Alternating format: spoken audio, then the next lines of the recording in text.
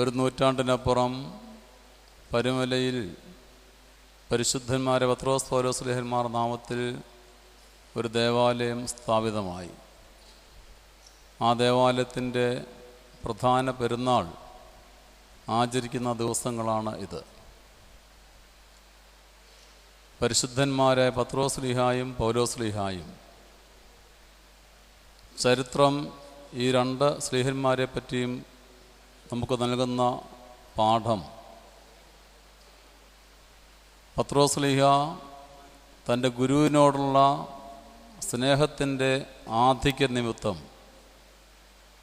ഗുരുവിൻ്റെ കാൽപ്പാടിൽ ചുംബിച്ചുകൊണ്ട് മരണം വരിക്കണം എന്നുള്ള ആഗ്രഹം അറിയിച്ചതനുസരിച്ച് തലകീഴായി കുരിശിക്കപ്പെട്ടവനാണ് പത്രോസ് ശ്ലീഹ.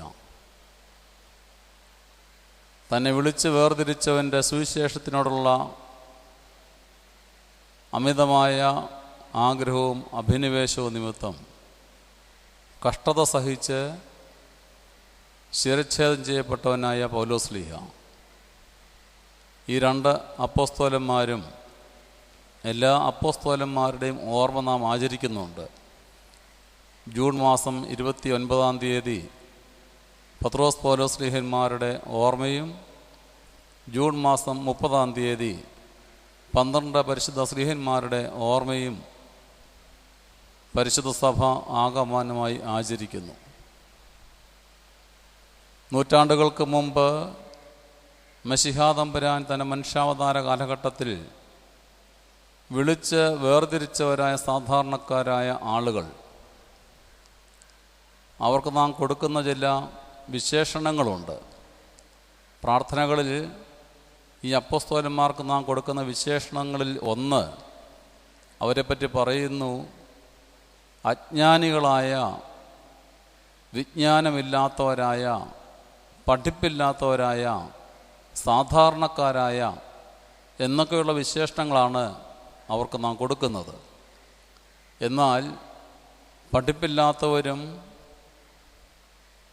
സാധാരണക്കാരും വിജ്ഞാനം കുറവുള്ളവരുമെന്ന് കരുതിയിരുന്നവരായ ആളുകൾ, അവർ ജ്ഞാനികളും പ്രാപ്തന്മാരും ശക്തരും ഭൂലോകത്തെ കീഴ്മേൽ മറിക്കുന്നതിന് പ്രാപ്തരായ ആളുകളുമായി രൂപാന്തരപ്പെടുന്ന ചരിത്രമാണ് സുവിശേഷം നമ്മെ പഠിപ്പിക്കുന്നത്. യേശു തമ്പുരാൻ ഗലീല കടൽപ്പുറത്തു നിന്നും സാധാരണക്കാരെ ആളുകളെ വിളിച്ച് തൻ്റെ ശിഷ്യന്മാരുടെ സംഘത്തിലേക്ക് ചേർക്കുന്നു. യേശു ബാഹ്യമായ കാഴ്ചയിലൂടെ മാത്രമാണോ, ആന്തരികമായ തിരഞ്ഞെടുപ്പിലൂടെയാണോ അവർ തിരഞ്ഞെടുത്തത്? യേശു തമ്പുരാൻ പറയുന്നുണ്ട്, ശിഷ്യന്മാരെ ചേർത്തതിനെ പറ്റി പറയുന്നു, നിങ്ങൾ എന്നെ തിരഞ്ഞെടുത്തതല്ല, ഞാൻ നിങ്ങളെ തിരഞ്ഞെടുക്കുകയാണ് ചെയ്തത് എന്ന്. അപ്പോസ്തലന്മാർ എന്ന പദത്തിലൂടെ പലപ്പോഴും നാം ലക്ഷ്യം വെക്കുന്നത് കർത്താവ് തിരഞ്ഞെടുത്ത 12 അപ്പോസ്തലന്മാരും അതിനുശേഷം പ്രത്യേകമായ നിയോഗത്തിലൂടെ വിളിച്ചത് തിരഞ്ഞെടുക്കപ്പെട്ട പരിശുദ്ധനെ പൗലോസ് അപ്പോസ്തലനും ഒക്കെയാണ് നാം കാണുന്നത്. എന്നാൽ ഒരർത്ഥത്തിൽ നാം എല്ലാവരും തന്നെ അപ്പോസ്തലന്മാരുടെ സംഘത്തിൽപ്പെടുന്നവരല്ലേ? നാം ദൈവത്താൽ തിരഞ്ഞെടുക്കപ്പെട്ടവരാണോ? ദൈവത്താൽ അയക്കപ്പെട്ടവരാണോ? ദൈവത്താൽ ദൗത്യങ്ങൾ ഫലമേൽപ്പിക്കപ്പെട്ടവരാണോ? അതോ നമ്മുടെ ജീവിതവും ജീവനും ഈ ലോകത്തിലെ ജനനവും ജീവനും ജീവിത കാലഘട്ടവും മരണവും ഒക്കെ എന്ന് പറയുന്നത് യാദൃച്ഛികമായി സംഭവിച്ചു പോകുന്ന ചില ചരിത്രത്തിൻ്റെ ഭാഗങ്ങളായി മാത്രമാണോ? അല്ല എന്നുള്ളതാണ് സഭ നമ്മെ പഠിപ്പിക്കുന്നത്. ജനനവും ജീവിതവും മരണവും എല്ലാം തന്നെ ദൈവത്തിൻ്റെ നിശ്ചയപ്രകാരം സംഭവിക്കുന്നതാണ്. എങ്കിൽ നാമും ദൈവത്താൽ തിരഞ്ഞെടുക്കപ്പെട്ടവരും ദൈവത്താൽ നിയോഗിക്കപ്പെട്ടവരും ദൈവത്താൽ അയക്കപ്പെട്ടവരും ദൈവികമായ പദ്ധതി ഫലമേൽപ്പിക്കപ്പെട്ടവരുമായ ആളുകളാണ് എന്നുള്ളതിന് സംശയമില്ല.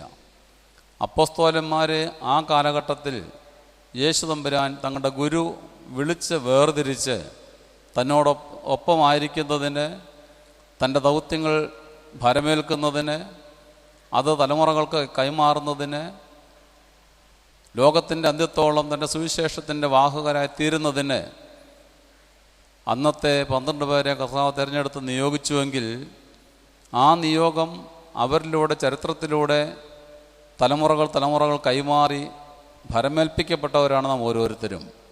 അപ്പോൾ ഇന്ന് കർത്താവിനാൽ തിരഞ്ഞെടുക്കപ്പെട്ടവരാണ് നാം ഓരോരുത്തരും. കർത്താവിൻ്റെ ദൗത്യങ്ങൾ ഭരമേൽപ്പിക്കപ്പെട്ടവരാണ് നാം ഓരോരുത്തരും. ആ സുവിശേഷത്തിൻ്റെ വാഹകരാണ് നാം ഓരോരുത്തരും എന്നുള്ളത് നാം പ്രത്യേകം ഓർത്തിരിക്കേണ്ടതാണ്.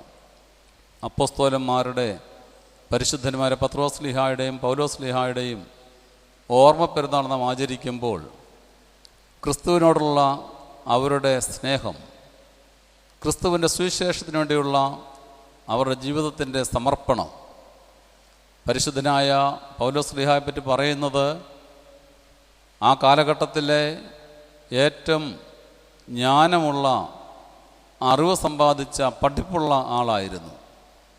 മറ്റപ്പോസ്തലന്മാർ ഒരുപക്ഷെ അത്ര കണ്ട് പഠിപ്പുള്ളവർ ആയി പരിഗണിക്കപ്പെടുന്നില്ലെങ്കിലും പൗലോസ്ലീഹ വിജ്ഞാനിയായ ആളായിരുന്നു. ഇവർ സഭയുടെ കെട്ടുപണിക്കാരായി ക്രിസ്തുവിൻ്റെ സുവിശേഷത്തിൻ്റെ വാഹകരായി തീരുന്നു. നാമും ഈ ലോകത്തിൽ ജീവിച്ചിരിക്കുമ്പോൾ, 21-ാം നൂറ്റാണ്ടിൽ ജീവിച്ചിരിക്കുന്ന നമ്മൾ ക്രിസ്തുവിൻ്റെ അനുയായികളായി അവൻ്റെ സുവിശേഷത്തിൻ്റെ വാഹകരായി തീരണം എന്നുള്ളത് സഭ നമ്മെപ്പറ്റി ഉദ്ദേശിക്കുന്ന ലക്ഷ്യമാണ്. ഏതെല്ലാം ലോകത്തിൻ്റെ ഭാഗങ്ങളിലായിരുന്നാലും, ഏതെല്ലാം ദൗത്യങ്ങളും ചുമതലകളും ഉത്തരവാദിത്തങ്ങളും ഏൽപ്പിക്കപ്പെട്ടിരിക്കുന്നവരാണെങ്കിലും അതെല്ലാം ദൈവത്താൽ ഏൽപ്പിക്കപ്പെട്ടതും ദൈവത്താൽ ഫലമേൽപ്പിക്കപ്പെട്ട ദൗത്യങ്ങളാണെന്നുള്ള ബോധ്യത്തോട് നിർവഹിക്കുന്നതിന് നമുക്ക് ഓരോരുത്തർക്കും ഇടയാകട്ടെ എന്ന് പ്രാർത്ഥിക്കുന്നു. പരിശുദ്ധന്മാരായ പത്രോസ് പൗലോസ് ശ്ലീഹന്മാരുടെ ഈ പെരുന്നാൾ സംബന്ധിക്കുമ്പോൾ ആ പരിശുദ്ധ ശ്ലീഹന്മാരുടെ പ്രാർത്ഥന നമുക്ക് കോട്ടയായിരിക്കട്ടെ. അവരുടെ ജീവിത മാതൃക നമുക്ക് അനുകരണീയമായി നമ്മുടെ ജീവിതത്തിന് മുമ്പിൽ അവർ വഴികളായി, വഴിവിളക്കുകൾ നമുക്ക് അവശേഷിക്കുന്നു. ക്രിസ്തുവിനോട് തങ്ങളുടെ ഗുരുവിനോടുള്ള സ്നേഹവും ഭക്തിയും ഗുരുവിനോടുള്ള സമർപ്പണം, ഇത് നമുക്ക് ജീവിതത്തിൻ്റെ മാതൃകയും നമ്മുടെ ജീവിതത്തിൻ്റെ ലക്ഷ്യവുമായിരിക്കണം. അവരെപ്പോലെ ധന്യരായി ജീവിക്കുന്നതിന്, ആ പിതാക്കന്മാരുടെ മധ്യസ്ഥയിൽ അഭയപ്പെട്ടുകൊണ്ട് ജീവിക്കുന്നതിന്, അവരിൽ നിന്നും ദൈവികമായ കൃപകളും അനുഗ്രഹങ്ങളും പ്രാപിക്കുന്നതിന് നമുക്ക് ഓരോരുത്തർക്കും ഇടയാകട്ടെ പ്രാർത്ഥിച്ചുകൊണ്ട് വാക്കുകൾ അവസാനിപ്പിക്കുന്നു. ദൈവം നമ്മെ വാഴ്ത്തി അനുഗ്രഹിക്കട്ടെ.